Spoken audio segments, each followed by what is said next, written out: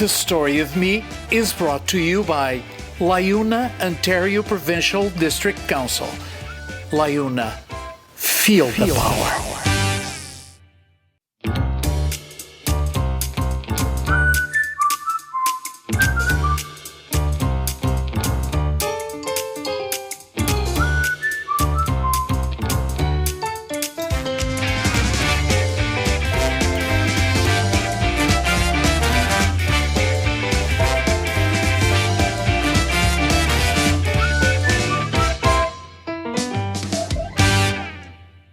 Greetings. What's in a name? Sometimes people ask rhetorically. In our guest's case, it means a lot. It means success, but not the easy kind. Success by hard work, dedication, and a vision carried from father to son. Our guest's name is Lenny Lombardi. Hello. Hello, Bill. So good to see you. Yeah, great to see you again. Thank you. And thank you for taking the time, especially on a rainy day like today. Yeah, it's been a little bit wet out there, but still always a pleasure. You were born in Toronto. That's right. You're a Toronto boy. And your father, Johnny Lombardi, I didn't know he was a musician. World War II veteran, successful supermarket owner, impresario, entertainer, and founder of Toronto's Chin radio station. We know your dad very well, a celebrity in his own right. Your mother partnered with your father to run a grocery business for many years. I didn't know you had a supermarket. Yeah, that's how my father really started out in establishing a business in Toronto. After the Second World War, he got together with some cousins and they opened up a small little grocery store, and it took off. And then he went into the business solo on College Street, College in Clinton. And he Clinton. He had a little shop there, specializing in Italian delicacies, of course. And then he expanded to the larger store that we call Johnny Lombardi Supermarket, which became famous within the Italian community because it was a large store, 4,000 square feet of Italian groceries, and that's big. And it became a mecca for the Italian community. That everybody, no matter where they lived in the city, they would all come to Lombardi Foods just to get it the was pasta, all the delicious foods. Yeah, you have two sisters. They live in Toronto. They both live in Toronto. Around here. Now, what kind of kid were you? I was a cute kid, as you can see in some of these, but I was a fairly independent one. And I guess your question is, did I take to the family business? I didn't at first. My father taught me from a very early age to earn my own way, and so I worked in the family business, as a little kid. But in terms of your personality, were you a quiet kid? Were you a rambunctious kid? Yeah, I was a rambunctious boy. You were? Yes, I was what some might consider a problem child. I got into a lot of trouble, and I was very accident prone. Really? I would play hard and I would get hurt a lot, right? I never broke any bones. So you but pushed the limit. I knocked my teeth out. I got hit by cars. I did, I fell off of, cliffs and did all kinds of crazy things like that. So you were my mother was worried about me. Testing like a lot of bright kids do. I suppose so, and all my friends did the same, except I seemed to get more hurt than they did. Yeah, I was a little adventurous, and I was sort of the first one to take up a challenge. Yeah. I was that now, kid. Once we spoke on the phone to prepare for this interview, and you told me that you had inherited the lifestyle of your dad. What kind of lifestyle was this that we don't know about? Because he was a very public figure. My dad was, and and it all started. Well, my dad was a musician, so the public life for him was natural. He was a musician, so he performed all the time. So he was always on, and that even carried forward into his military career in the Canadian Army. when the war finally ended, he remained back in Holland, where the Canadian soldiers were held there until they were shipped back home. And so he was sort of designated entertainer. So he entertained the troops for years. And then when he came back to Toronto, he had show business. He was an impresario, supermarket. Everybody went to him for advice, knowledge about the city and how to navigate City Hall. He was very, very informative. I know he was active in the community, but in terms of lifestyle, did he have another side to him that was more quiet? No, wanting to be by himself? Never? Not at all. Not at all. If my father worked and played in the entertainment business. And if he had functions to attend after his work schedule, he'd be up till 11 o'clock. And whenever he wasn't doing that, he was resting for the next round. So he was always on the go. Yeah. Always on the go. Now, you worked with your dad in the supermarket. How was it like? What did you do in the supermarket? Everything. I started off as a stock boy. I stocked the shelves, washed the floors, and then as I got older, they started to trust me more with more important positions. So I actually worked as a butcher for a while. Oh, wow. I learned to work behind the butcher counter, the delicatessen, and then eventually, when I finally got my license, I was a delivery man. So I delivered groceries in the So you evolved? Johnny Lombardi truck. So I evolved, and I also did cashier. So and I credit my mother and my aunt for teaching me cashier business and how to make quick change. So which is a lost art now, because if you notice now when you cash out, people are punching the figure and the cash register tells them the amount to refund. But when I learned, it was different. Yeah, at this stage, I think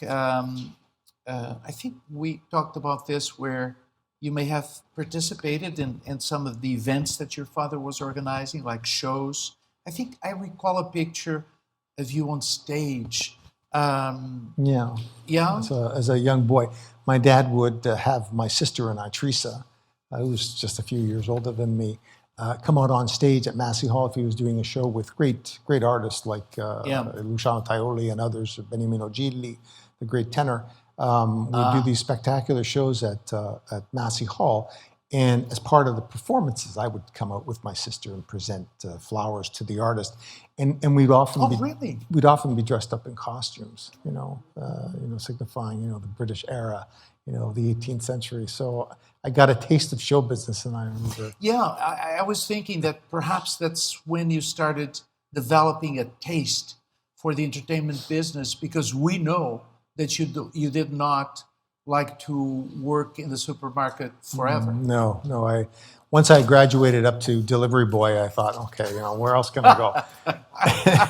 And my father credits me for actually getting into the radio business, because he said, "See, Lenny, I started a radio station because I knew you didn't like the food business.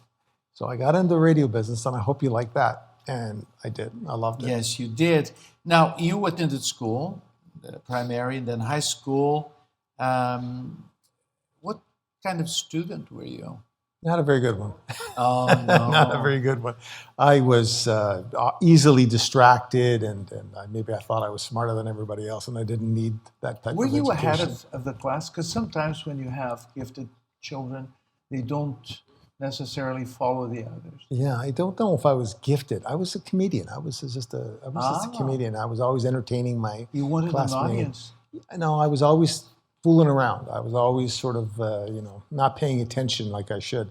And so I had a rocky high school experience, but it all got straightened out when I finally went to university. Yeah, you went on to graduate at York University, business and administration and filmmaking.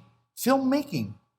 Okay, business administration, I kind of understand. Filmmaking to some extent, but filmmaking? Filmmaking, because my mother was, she didn't know it, but she was a filmmaker herself, because my mother got a hold of a Super 8 camera, and she filmed the family's events constantly.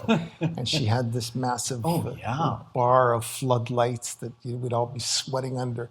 But she recorded so many great family events, and I used to love as a kid. You developed a taste watching, for that? yeah, watching those films, and I just loved the mechanics of films. We had an old Bell and Howell sprocket, projector, and I just loved setting it up. And then when sound on film came through, I was very, very involved, and I started to make films for high school and university. And you did, and so then I just studied film. Again, you did things in high school for an audience. Yeah. Instead of writing an essay, I made a film.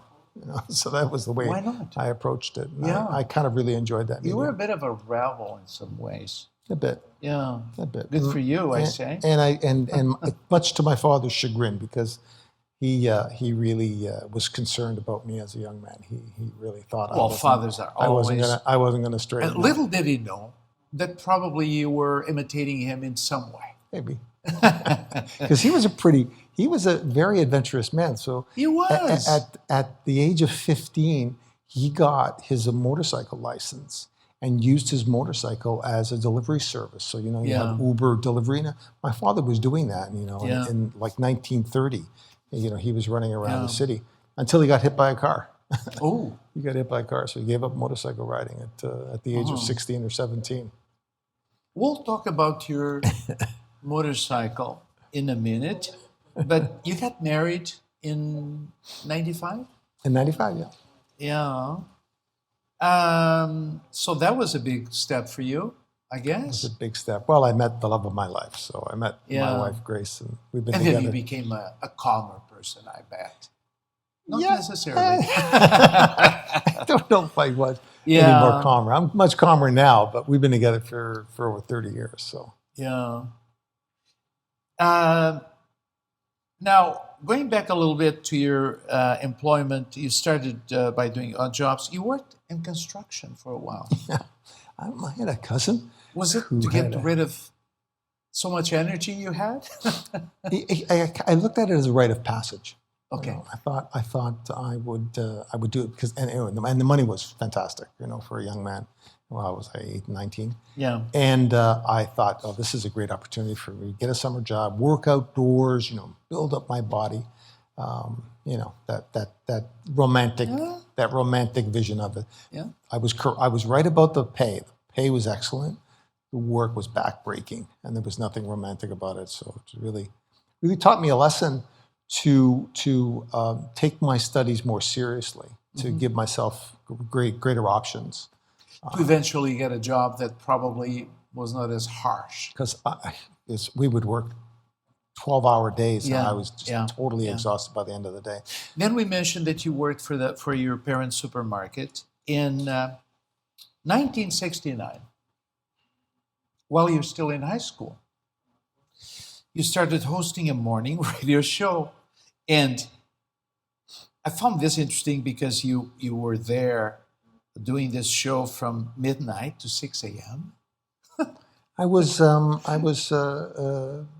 trying all aspects of radio, and my father gave me an opportunity to sort of experience broadcasting, and so I was the overnight op announcer. So when the announcer didn't show up, I did the work, and I had a lot of latitude because it was the midnight to 6 a.m. shift. What did you do? What was the show about? Music. It was a blend of Italian and British progressive rock. Ah. So I blended the two. Some great Italian progressive rock musicians, because in that era they were just starting to emerge from Italy. That's right. Yeah. And same thing with North America. I found that was very unique sound. And then you became an audio operator. So by this time you're kind of starting to evolve. I started off as the midnight shift, which is the graveyard shift as they call it, and I worked my way all the way up to morning the AM morning slot. And then you is it correct to say that you started sort of enjoying the business at this point? Very much. And what was it about it that you enjoyed the most? It was creative. It was musical. We listened to music. I developed a fantastic taste for music from around the world because I worked with so many different producers: German, Croatians, Greeks, South Asian. So, You were already and I was immersed in dealing in with all those different the groups. sounds, and I really loved it. And I also have a thing for the technical aspect of it as well. So Yeah. I kind of enjoyed both, and I love the people that were there. I loved Yeah. working with the people that also love that industry. So in the early 70s, you worked your way through operations, branched to scheduling another institution, the Chin Picnic. Chin itself is an institution, but the Chin Picnic became an institution. Yeah, absolutely. Remind us of the highlights, just briefly. So the Chin Picnic is unique in a way that it is really an umbrella event that brings together over 25 different multicultural communities. Yes. Quite different. If you can have an Italian event, a Greek event, a Croatian event, a South Asian event that caters to that particular culture. But what the Chin Picnic represented is that these events took place simultaneously under one big umbrella That's at right. Exhibition Was this Place. at the island? Well, it started off at the island, The island, yeah. in '66. And then? And then we outgrew the island. We just could not transport people back and forth. You have to do the crossing. So we had to cross, and the boats, the ferries at the time were limited to, I think, only 500 people at a time could take a ferry. Wow. And so we outgrew it. And my dad had the brilliant idea of moving it to Exhibition Place. And once he did that in 1981, the picnic just exploded in popularity. Yeah. Now, I know this pandemic has delayed a lot of things, interrupted a lot of things. Forgive my ignorance, but the picnic is still on, Yes. is it not? Yeah. So the picnic evolved to a point where I've actually combined the international elements of the Chin Picnic with a famous street festival in the heart of Little Italy called the Taste of Little Italy. Oh, yeah. And so you did combine. We had combined that back in 2015. And so I bring in artists from around the world, and we built a large stage at Markham and College, Batherston College. And we perform, international artists perform on that stage, and we attract close to 1 million people throughout the 3-day That's event. quite an event. Yeah, it's a magnificent event. It runs for 10 blocks, and it's anchored by the international stage. Wow. So you did, I guess last year, 2020, it was interrupted, right? It was interrupted for two years now, right? Yeah, the plan is 2022 to 20 restart? and 21. And so we're gonna restart in 22. 22. Now, your father passed away, and I meant to ask you before the interview, so I had that information. He passed away in what year? 2002. 2002. March 18, 2002. Yeah. You were very close to him. Yeah, we had developed a very strong relationship. Emotionally, how did this affect you? No, he's my mentor, my father, and was my best friend. So it was just a huge, crushing loss. Yeah. I kind of felt like I had an amputated limb. I don't know how to best describe it. You kind of lose part of your body almost. I was really. It was a very difficult year for me after he died. So how old was he? He was 86. 86. He had a good life. Had a great life. He worked right up until his passing. Did he? He was just, the guy was Incredible. just strong as a bull. That is incredible. Now, after his death, you became president and CEO of Chin Radio TV International. Now, then and probably still, one of the largest multicultural broadcasters in Canada. Now, how did it feel to all of a sudden be in charge, inherit not just the day-to-day responsibilities, but the weight of the tradition? Yeah, it was heavy. Yeah, but at some point, I just resigned myself to the fact that I have to be me. I have to be myself. And prior to my dad's death, I was actually president on paper, and I was running the company, with my sister Teresa, for a good 10 years. Yeah, you have been groomed Yeah, for this. I was. My dad didn't like to talk about it. He always wanted to be known as president and CEO, but I was really calling the shots for the last 10 years. So the role of that I was playing was not a sudden adjustment when he passed away. What I did feel was his tremendous lack of presence, not only in the business but in the eyes of the community. And I know everybody was looking to me to fill that void, and I did what I could. But you had to be yourself. But I had to be myself, and not your father. And I couldn't be my father. Nobody could be him. Yeah, but you did feel the emptiness.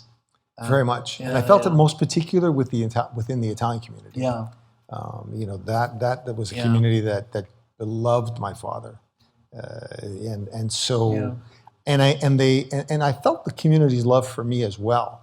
But I don't think I ever felt the criticism of it, but I knew that the community longed for me to assume the same kind of leadership role. It's almost a natural kind of feeling.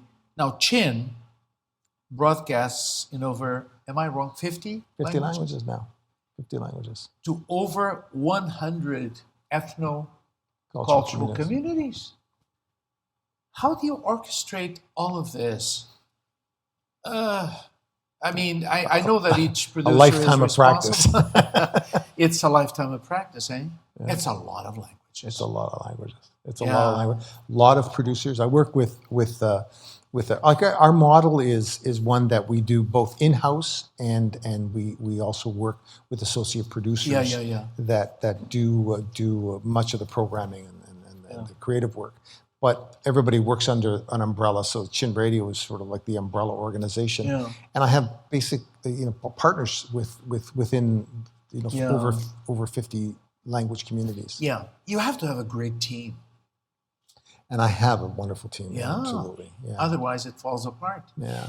Discipline, obviously, there has to be a lot of discipline to make sure that it's a disciplined environment. All'italiana, if you know what I mean.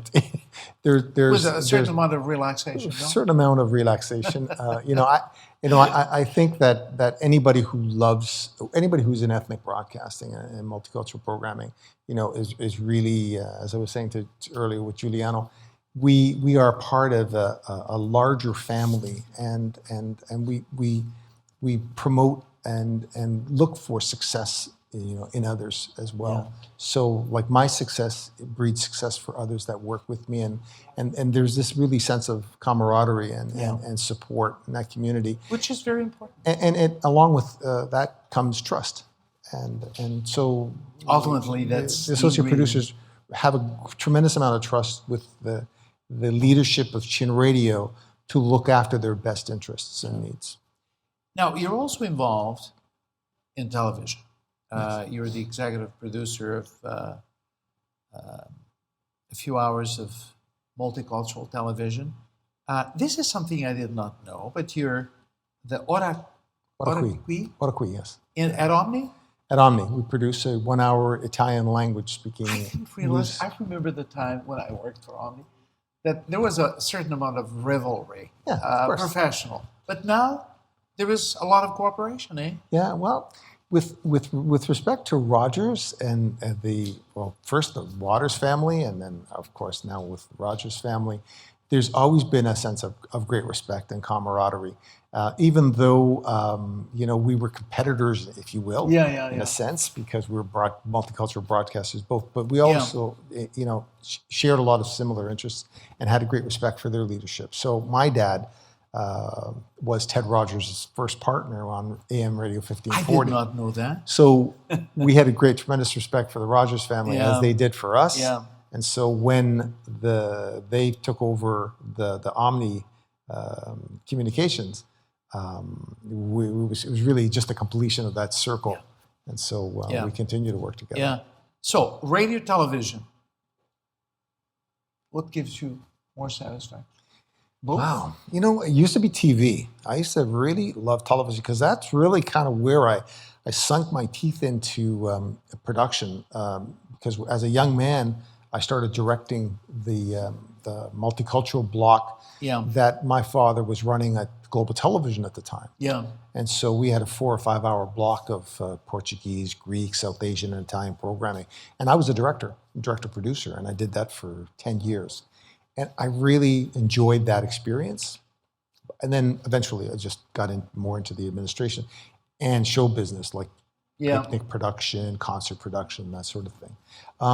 But radio is at the end of the day, has become my greatest love. All right. I'm not too surprised about that. Now, like your dad, you've met many interesting people throughout your career. I've seen some of the pictures. You met Pope John Paul II, if I'm not mistaken. I did, yes. I was part of a Canadian contingency to Rome to participate in a private mass with some politicians from the federal government. My dad was invited, and I was invited to join the tour as the staff photographer. So I was the cameraman. And so I was allowed back in the day when security was not an issue anymore. At that point, I remember that. the guards just liked me and gave me great access to the Pope. And so I was able to shadow him in very close proximity. And at one point, I decided I'm going to put my camera down and meet this great man. And so I did. I just dropped my camera. So you've met the saint? I did. And he's now a saint. And he was, I think, coming to Toronto for, I think, his first or second visit. Yeah. And I spoke to him. I didn't know if I was allowed to, but I did. I said, I said, Your Eminence, I'm from Toronto, Canada, and you're visiting our country and our city in August, and I wish you well on your trip. And he blessed me. Yeah. And moved on. You've also met prime ministers. I've seen some pictures. There's an interesting one with Trudeau sitting with you beside a statue of your father. And you met other people, a lot of other people. I knew Justin's, obviously entertainers. I knew Justin's father, Pierre, very well. Pierre Trudeau and my father were actually very good friends. In fact, on that trip that I speak of, actually it was a few years later, Pierre Trudeau actually invited my father to join him on the trip to Rome together. Yeah. Now, this statue of your dad, it was placed at Piazza Lombardi, so there is a square at Grayson College. That's right. Yeah, and this statue was placed there in 2008. I'm just very curious about a detail of the statue. I see your dad pointing, but I don't see where he's pointing at or what he's pointing at. So this piazza is situated at Grayson College, and why it's there is because it's right around the corner from where he founded Chin Radio on College Street. But he also lived on Gray Street. My dad, a lot of people didn't. My dad and mom never left the neighborhood. They spent their entire lives in the neighborhood. And so they had a very modest home on Grace, and my father would walk through this square every day of his life. He would walk to work and walk back, and that was sort of like a thoroughfare that he often spent time in. And he was often seen sitting on one of the park benches, just relaxing and chatting with people. Like my dad was a very personable guy, and it was always getting conversations with people like that. So we wanted to reflect that nature of him, that sense of really being a man of the community. And so we came up with this structure and this sculpture of my father with a little boy sharing a bench together. And he's pointing at the little boy? And he's sitting and he's basically looking at the little boy at the end of the bench as if to welcome him, to his side. And between those two images, the little boy has etched on the back of the bench a map of the world. And the symbolism there is that the little boy represents the youthful adventure of a new immigrant venturing to Canada, and there's my father in Canada embracing new immigrants and welcoming them to this wonderful country. Now, in terms of your community involvement, you're the chairperson of the Little Italy BIA, which is a business improvement. That's right. You've established the Johnny Lombardi Creative Endowment Scholarship Fund at Ryerson University. Yeah, very proud of that. For multicultural studies in journalism. Very interesting. You also serve and support various boards and community groups such as, I don't know if you're still involved, but there is the Kensington Health Center, Villa Charities, Toronto Rehab Foundation. Your Chief of Police Community Liaison Committee involvement. ICFF, Italian Contemporary Film Festival. So you're involved in things that reflect very much your interests. And of course, for your very, very active life, professionally in the community, you have many awards. I have a big list, but I sort of chose a few here that I could mention. You're recipient of now, let me try my Italian. Ordine della Stella d'Italia. That's right, yes. It's from the Italian government. That's right.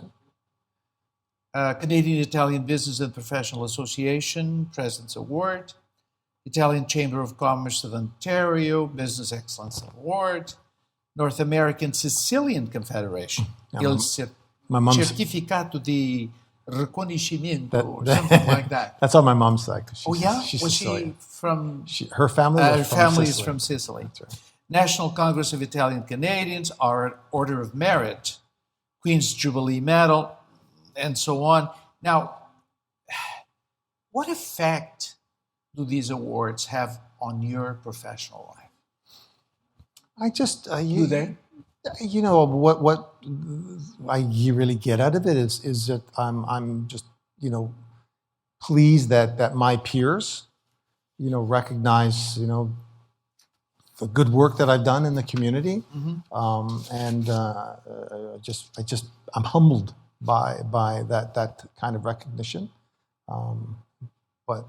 I also believe that if you stick around long enough, you collect a few awards. But it's just a humbling experience, and I'm very appreciative of every recognition I received. Now we've talked about your family. Daughter Alessandra, what does she do? Can I ask? My daughter is a psychology major, a graduate of Western University, and is now just entering into her no radio, no TV? Her grad school. No, my daughter is not involved in the business. It's interesting, and I've asked her about that, and she just naturally took to her studies at university, and she's pursuing a psychology major. As for your wife. I have to say this because I thought it was really interesting. You sent me pictures for this interview. I saw you with a stunningly looking lady, and I was wondering if it was your wife because there was no caption saying who the person was. So I asked you. You said, "Is she the one with a killer smile?" I said, "Yes," and there she is, your wife. Does she work with you at all, or? Yes, she does. Yeah. Yes. Well, so my wife is a graduate of the RTA program at Ryerson. So she's the real McCoy media, graduate in the family, and so Grace is not only runs an independent production company herself called Few Productions, but she also works with Chin Radio on many special projects. And she's very effective in programming. She co-hosts the Italian variety show with me every Sunday. Oh, that we wow. broadcast on City TV. So That- she's also a television That should personality. keep the marriage together. Well, so we're inseparable. So yeah, we're together, Yeah. both at work and at home. Yeah. As a family, I guess you've done a lot of traveling. We mentioned Italy, but you did travel extensively as a young man, right? I did. Yeah, you went all over. Yeah, I traveled Europe extensively when I was a young man. I was, it was my quest of, finding, every young man and every young person, is challenged with, finding themselves. And I was, Yeah. I thought I might find it over there. And, but what I did discover is my love for different cultures, right? And it sort of opens your eyes Wow, that, yes. as much as you love your world, it's not the only world in existence, and that there It are opens up. so many other things Yeah. to see Yeah. and Yeah. understand and appreciate. So that gave me a more worldly view of my life and a great deeper understanding of my own sort of sense of being here in Toronto, which is one of the best cities in the world, and never want to leave it. Yeah. Did you ever use your motorcycle to travel in Europe? I was a student in Siena one summer. I was Siena? Siena, Are Italy. you talking about the town? Yes, Oh, what an awesome place. beautiful. Right? Oh, And so I was there for 3 months, and in my 3 months, I decided I was living outside of the city, and I was studying Italian at the time, working on my university degree, and I thought I would add an Italian credit. And what better place to get that credit would be, in Siena, and I bought a motorcycle there, and so I traveled all over Italy on a wow. 350 It's Moto Guzzi. just an incredible country. Yeah, Yeah. So you didn't have So- a motorcycle there, did you?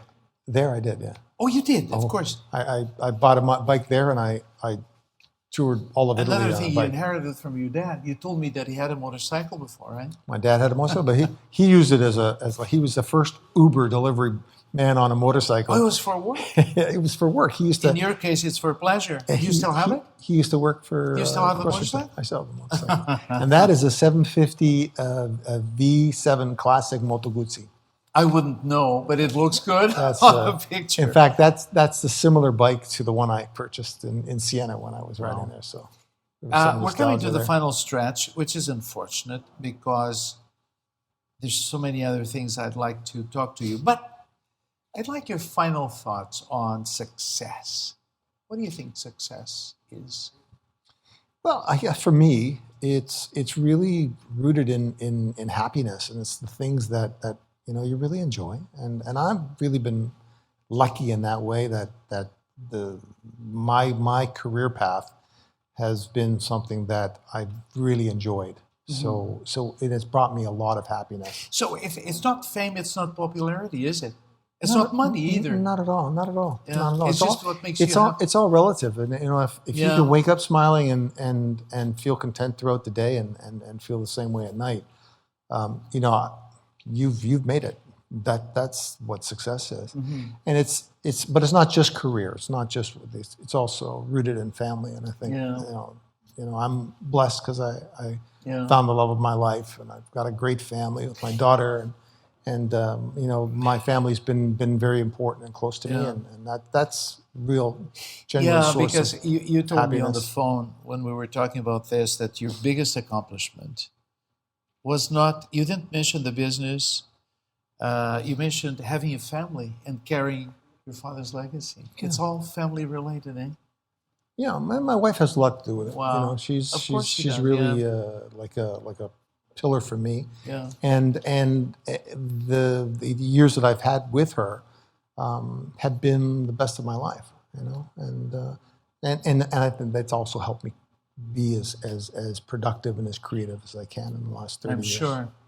Now, your dad had a vision, but you've been entrusted with not just continuing that vision, but evolving. What is your vision?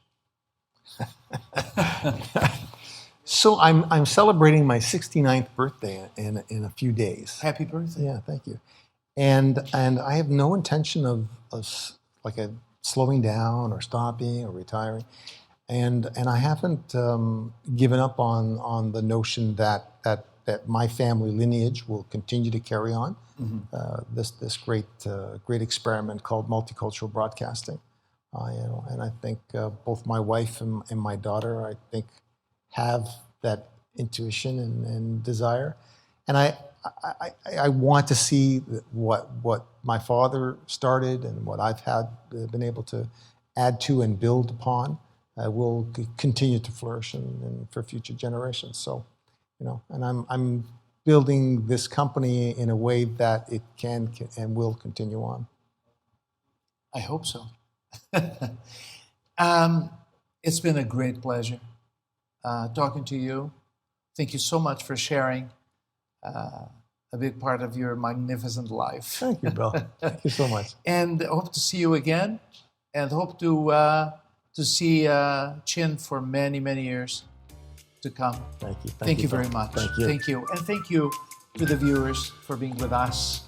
Until next time. Thank you.